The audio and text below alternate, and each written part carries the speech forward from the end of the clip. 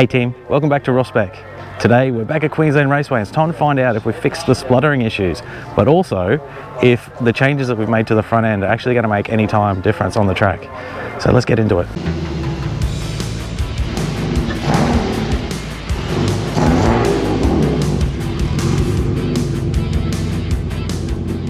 And this is not just any track day. This is King of QR, the biggest time attack event in Queensland. How does it work?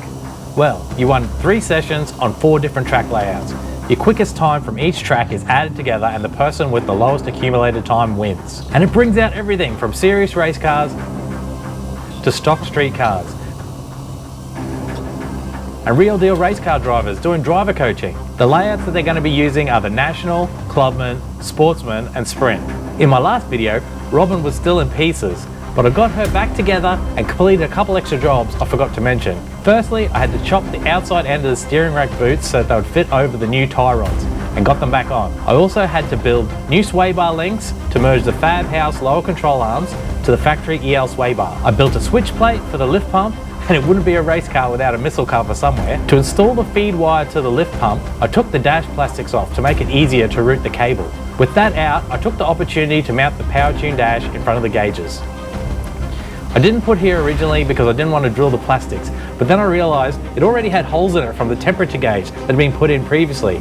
So I got over that, and it wasn't very useful in the stereo position because it was too far to look down most of the time. Lastly, for tyres I've been running 235s, and I wanted to go wider. To make that happen, I got my old BF XR8 Ute wheels and got a set of 245s. Only a small difference, but every bit helps. Main thing is now they're on and I can take some measurements later and see how wide a tyre can really fit within the guard. The first track layout was the National Circuit. I'm not gonna lie, I was nervous as hell. I've been out to Queensland Raceway plenty of times, but I've never run the National Circuit in anger. Add to that, I know the guy behind the steering wheel was the idiot who bolted the whole front end together, including the new brake setup. I had no idea how this would play out. So plan was to take it easy and get a feel for how everything works. These Bendix pads say no bed in, but that still doesn't work for me. So while I was running my bed in procedure, I must have been too hard on the brake pedal because I locked the front left already.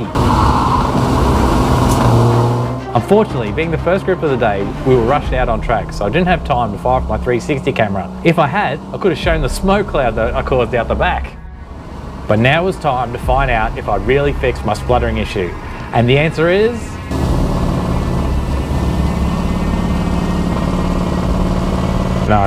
No, I haven't. However, after she cleared her throat, she started to run good.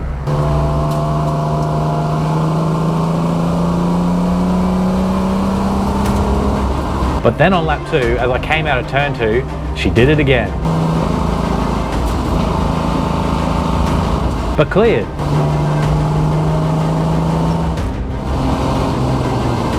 On the 3rd lap, I almost made it around the whole way to set a time, but she did it again coming out of turn 6. Oh, one thing I forgot to mention is there are only 3 hot laps per session, so this could be a long day if this keeps going. For the next session on the National Circuit, Robin was still spluttering. At one stage, it felt like it was coming in under brakes, so I was taking it easy. On the 2nd lap, Robin was running good. I was closing in on the number 65.86, but he mustn't have got the memo that I was happy to just follow around because he got a case of the wriggles. Then on the main straight, I really appreciate that he was letting me know that I could pass, but there was a Focus coming fast. And to this point, I didn't want to lift because Robin was not spluttering the whole lap. So I kept my boot in as long as I felt comfortable, and lucky I did. It was my fastest lap of the session, 132.2. While waiting for the 3rd session, my family, the Legal Mr. Thumb and Hair Tie, arrived to cheer me on. I did a lot of complaining about how the car was running and started making claims like, I don't know if I can make it the whole day. Now either Robin heard me or more likely they were my lucky charms, but Robin ran perfectly for the entire session. I could lean on her as hard as I wanted and could try and set an even better lap.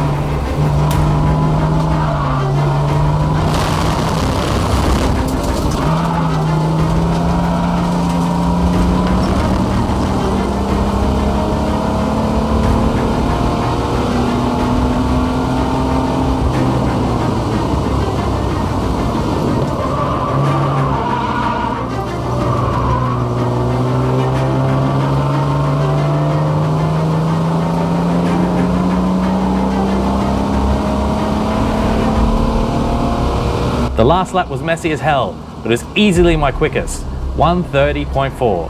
To put that in context, about 20 seconds slower than a supercar, or about the same as the Super Ute when they still had the diesel engine. But I was happy that Robin survived the long back straight. The brakes were feeling great, and at no time did I feel like there was any fade. Now I could focus on a track layout I had some experience with. Next up was the Clubman circuit. I was excited to run this configuration. My ongoing splutter did come back, but I figured out now that once it bled itself, normally at the end of the warm-up lap, she would run perfectly through the whole session. The first session went by without issue, and in the second session, it was time to have a proper crack.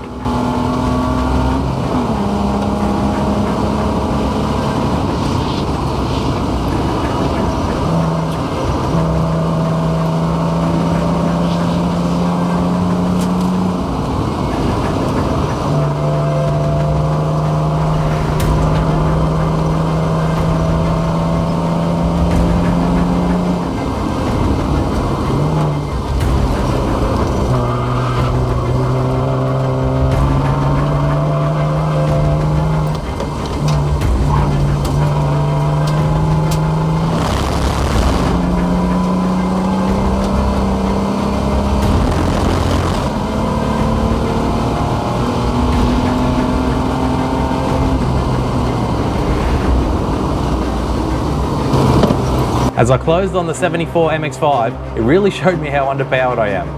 I was catching through the corners, but when we hit the straight, he assumed I was going to go flying by and kept his foot to the floor. I couldn't make a dent on him in the straight line. I don't blame him for staying in it. There are only 3 laps per session, and if you lift coming out of turn 6, you don't only throw away that lap, but you ruin the next lap too. Well, I don't know a lot about MX-5s. My 2 seconds of research showed me that his car left the factory with 135 kilowatts, or 121.8 kilowatts per tonne. Now, if my BF engine still has all its 190 kilowatts, that would mean Robert approximately weighs around 1,550 kilos. Sounds about right to me. What was even better was that was my best lap, 105.4. For the third session, the number 69 MR2 sprayed it through the dipper and rejoined just in front of me. We had a great battle from that point, but unfortunately didn't result in quick lap times. Now onto the Sportsman track. I'm not gonna lie, this is my least favourite layout. It feels weird, and if I hadn't been following the 8.6 out of turn 3, I would have headed up like I was on the national circuit again. But what it dished out in weirdness, it paid back in fun. In the first session, while the MR2 had me out of the corners, I had the legs on it down the straight. Not once, but twice. And both times I didn't have enough room to make a pass. I felt like I could brake much later than what I was, but someone must have gone off in the morning session and left these skids. I'd think to brake later, see them, and then say, nah, should be right. In the final session of the Sportsman track, I started to rein in the number 66 Focus and set my best lap.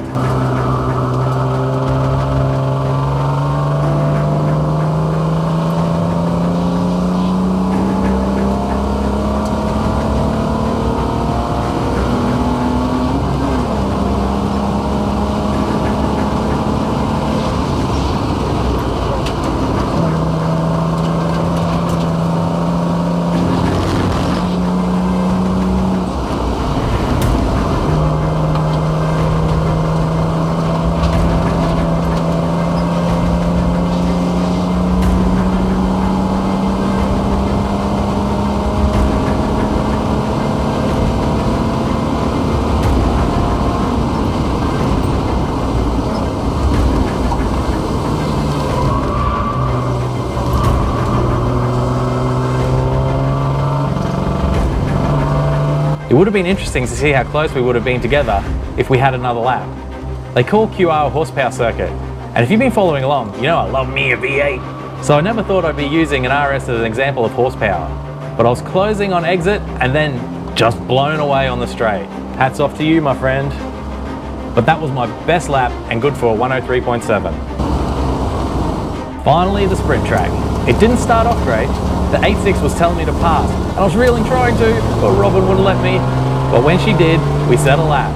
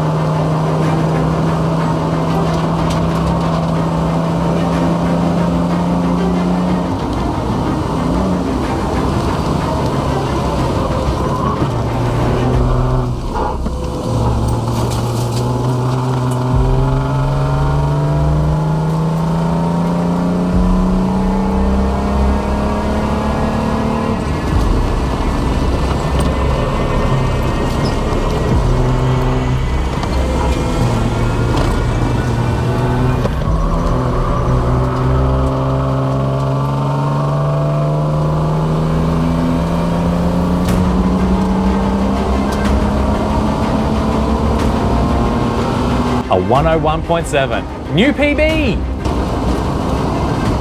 I kept trying to go quicker in the other sessions, but I couldn't better it.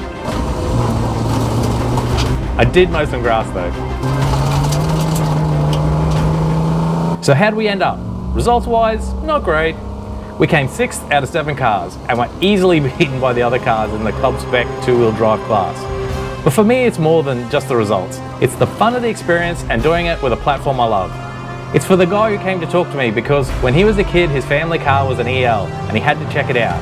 It's for the dude in the GT shirt cheering me on from the sidelines. For the kids who get excited when you give them a wave. And for the guy who's giving you a thumbs up because he just had a moment in front of his setup. And I'd rather go slow in something I love than fast in something I don't.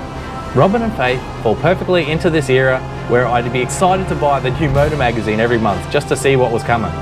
It's not all bad news.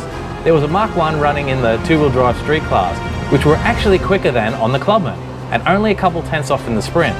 Where we struggled against it was the National and Sportsman, but they both had the full back straight, and I was off by about 2 seconds on those. Now it's time to take Robin back to HQ and let her have a rest. Then give her a tune-up for the next round.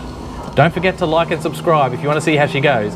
As always, remember, there's more to going fast than going fast. Catch you next time.